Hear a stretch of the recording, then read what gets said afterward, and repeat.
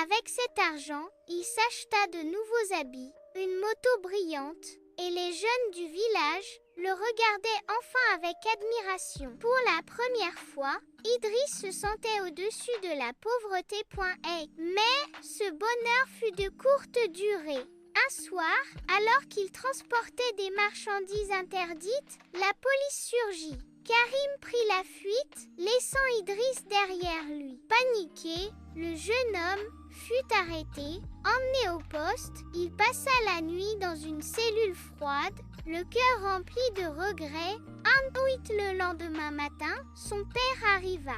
Les yeux rougis par les larmes, Moussa paya la libération de son fils avec l'argent qu'il avait mis des années à économiser. Idriss baissa la tête, incapable de soutenir le regard de son père. Sur le chemin du retour, Moussa lui dit d'une voix tremblante: « Tu vois, mon fils, ce que je construis avec mes mains peut te sauver, mais ce que tu gagnes dans la honte peut te détruire. » Ces mots frappèrent Idriss plus fort qu'une prison. Ce jour-là, il comprit tout. Son père n'était pas pauvre, il était riche d'une dignité qu'aucun billet ne pouvait acheter. Le lendemain, au lever du soleil, Idriss rejoignit son père au champ. Cette fois, il n'avait plus honte, les mains dans la terre, le dos courbé sous le soleil, il sentit une fierté nouvelle naître en lui. La vraie richesse n'était pas dans les vêtements, ni dans les motos, mais dans la sueur honnête qui construit un avenir solide.